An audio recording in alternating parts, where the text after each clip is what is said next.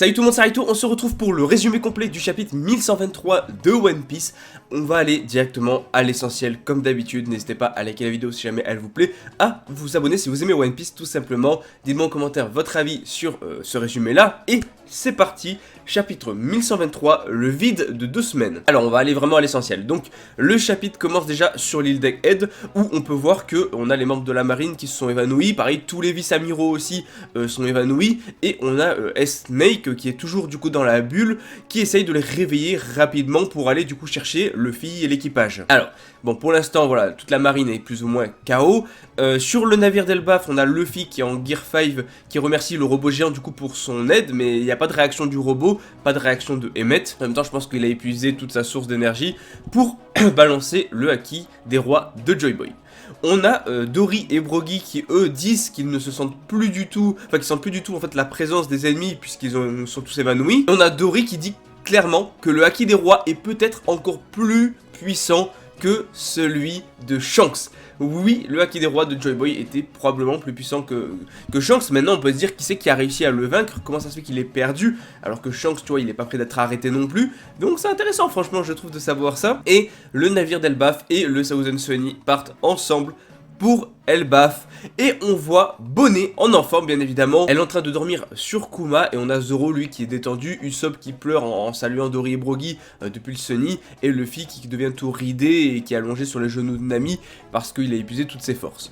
Sanji lui il est seul, il regarde le corps de Vegapunk allongé sur le futon, et en fait, Sanji est en mode je ne suis vraiment pas à l'aise avec ce que tu as dit là-bas, Vegapunk. Est-ce que c'est comme ça que tu voulais que les choses se passent? Je ne t'ai pas bien compris, mais tu as dit des choses bizarres. Et là, du coup, commence un flashback qui se déroule il y a 2 semaines sur l'île de Egghead, où on a Shaka qui a découvert qu'il y avait un changement dans les données de la centrale électrique, et ça, enfin, il a montré l'information du coup directement à Vegapunk et à Pythagore, et du coup ils en ont déduit une chose, c'est que comme il y a eu des changements en fait dans la densité des particules et le flux des neutrons en fait, bah, l'énergie utilisée sur les séraphins a augmenté progressivement, et voilà, s'il s'agit d'une erreur c'est très grave, mais Pythagore a capté que justement c'est différent des données qu'ils ont enregistrées, et Shaka est en mode bah, les changements ont été habilement cachés dans les enregistrements, et Vegapunk il a compris, il y a un traître, il y a un coupable, c'est l'un des Vegapunk. Ils ont beaucoup soupçonné Lilith alors qu'en fait c'était York, hein, parce qu'ils ont tous accusé Lilith en vrai. Genre Vegapunk en mode le coupable, l'un des Vegapunk, ce serait Lilith. T'as Shaka qui est en mode bah, seuls les 3 ici présents ont un alibi parfait. Une énorme quantité d'énergie a été volée, et là Vegapunk qui est en mode l'un des 4 restants est le coupable, surtout Lilith. Genre il enchaîne bien là-dessus. Et Pythagore qui est en mode c'est pour ça que tu veux mettre notre cerveau en mode furtif. Et Shaka qui est en mode c'est exact, si nous téléchargeons cette expérience sur Punk Records, Lilith, enfin le coupable sera également alerté. Donc voilà, vraiment ils soupçonnent absolument tous Lilith. Et en fait du coup voilà, ensuite ils ont un petit peu enquêté ensemble pendant quelques jours, et une semaine plus tard ils ont découvert le vrai coupable. En fait Pythagore le dit, voilà j'ai trouvé le coupable, c'est York, Vegapunk et Shaka, ils sont en mode quoi? Donc voilà, en même temps voilà, il a découvert Pythagore que les informations que York a téléchargées sur le Punk Record sont des faux souvenirs en fait, et qu'elle avait aussi manipulé les vidéos du Dendenmushi. Et Shaka a également découvert que York avait manipulé le roi des mers robot. Donc ils ont capté que c'était elle, mais maintenant on peut se dire pourquoi est-ce qu'ils n'ont pas agi. Vous inquiétez pas, on va savoir ça. Vegapunk est en mode mais pourquoi? Et désolé Lilith. Et voilà, il est en mode j'ai fait l'erreur d'utiliser la cupidité pour créer une personne. En même temps tu crées une personne à partir de la cupidité, bah elle va mal tourner. Donc forcément bah, ils entendent également l'enregistrement des communications de York avec les doyens à partir du coup de données que Vegapunk aurait pu récupérer.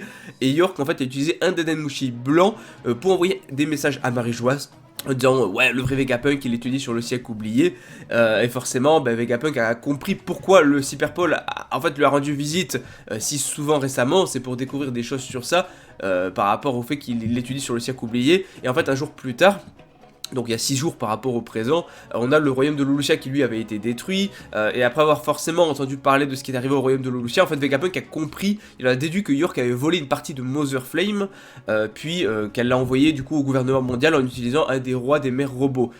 Voilà. Avec, elle a directement utilisé un des robots pour envoyer une partie de Mother Flame au gouvernement. Et Vegapunk qui est en mode le gouvernement mondial possède une arme antique entre guillemets. Donc oui, ils ont une arme de fou. C'est ce qui a permis de réduire à néant le royaume de Lulusia. Donc à partir du moment où ça peut détruire un tel royaume, voilà, oui, ils ont en leur possession une sacrée arme. Voilà, ça, faut être honnête. Donc Shaka qui dit qu'il pourrait peut-être capturer York eux-mêmes, mais Vegapunk dit qu'il est trop tard. Voilà, quel que soit le but de York, au final, elle a prouvé au gouvernement qu'elle leur a été utile, donc grâce à Mother Flame. Donc les autres Vegapunk, voilà, qui ont appris l'existence du siècle oublié, seront forcément effacés, seront anéantis, et York serait la seule qui s'en sortirait, selon cette logique-là. Et donc Vegapunk est en mode préparer un navire pour les habitants d'Egghead, pour qu'ils puissent échapper tout simplement, mais ce n'est pas une option pour nous. Voilà, les bases de la marine ont déjà reçu l'ordre secret de nous arrêter, ils nous poursuivront jusqu'au bout du monde, et nous finirons par mourir de toute façon, où que nous soyons. Parce que oui, ils les traqueront jusqu'au bout du monde pour empêcher la vérité d'éclater. Donc, le fuir n'est pas une option, donc assez courageux Vegapunk, mais il est en mode, mais nous avons les appareils qu'Ohara n'avait pas il y a 22 ans, nous avons un moyen de diffuser notre voix loin et largement, plus on se rapproche, plus c'est sombre. Qu'est-ce que le gouvernement mondial? Je ne laisserai pas ma mort être vain. Et Vegapunk qui a déclaré qu'il y a une autre technologie qui doit être protégée, le Kumo Futo, donc la machine à créer des nuages d'îles, puisque en soi, ça peut sauver l'humanité, ça peut sauver les gens, puisque créer des nuages d'îles leur permet du coup d'être en hauteur, sachant qu'on est dans un monde qui est en train de sombrer sous l'eau. Si le niveau de la mer monte encore, bah avec ces nuages-là, ils pourront vivre comme Skypiea finalement. Donc, je trouve l'idée intéressante. Et après ça, du coup, on voit que Vegapunk a commencé à modifier l'intérieur de l'ancien robot géant pour y installer la transmission du Dendenmushi pour diffuser plus tard son message. Et à ce moment, un jour, il y a York qui a débarqué, qui le trouve et qui lui demande ce qu'il fait. Et il est en mode, ouais, j'essaie de faire bouger le robot avec Mother Flame et tout. Et York est en mode, j'espère que Mother Flame sera bientôt perfectionné. Ce qui est drôle, c'est qu'à ce moment-là, Vegapunk parle avec York normalement, mais c'est très bien que York, bah, c'est la traite en réalité. Donc j'aime bien l'idée, et Vegapunk dans sa tête, tu vois, il est en mode, le fait que Mother Flame soit encore imparfaite, c'est leur seul espoir. Et il y a 2 jours, du coup, Vegapunk, Shaka et Pythagore ont fait en fait les enregistrements pour la diffusion mondiale. Ils ont préparé les enregistrements, c'est pour ça qu'on voit que les 3 dans la vidéo, parce que les autres n'étaient pas au courant. Et après ça, comment dire... Après les enregistrements, Vegapunk, Shaka et Pythagore ont effacé leurs souvenirs des 2 dernières semaines, tout simplement pour pas que en fait York découvre leur plan, voilà, pour pas que le plan soit dévoilé, puisque la connaissance du fait que York est un traître sera également effacée. Même eux ne sauront plus que York est un traître dans tout ça. Donc c'est très très sympa, parce que finalement tout ce qui s'est déroulé par la suite, ben, comme ils ont effacé leur mémoire, ils n'ont pu se baser que sur un mot qu'avait laissé Vegapunk avant de s'effacer la mémoire, mais on va en parler, puisque Vegapunk dit que le désastre qui va se produire est précisément ce qui amènera à leur victoire. Donc lorsque Vegapunk forcément s'est réveillé après l'effacement, comme j'ai dit, de sa mémoire, ben, il a trouvé en fait un mot, une note laissée par lui-même avant qu'il s'efface la mémoire, et bah, forcément ça dit que leurs recherches elles ont été divulguées au gouvernement mondial et qu'ils allaient bientôt mourir. Et en fait cette note dit, cependant, pendant ce vide de 2 semaines, nous avons déjà préparé la contre-mesure, s'il vous plaît, croyez en vous et mourrez. Et encore une chose, voilà, croyez en vous et mourrez, c'est littéralement Vegapunk qui dit à Vegapunk, son lui, après avoir effacé la mémoire, de croire en lui, tu vois.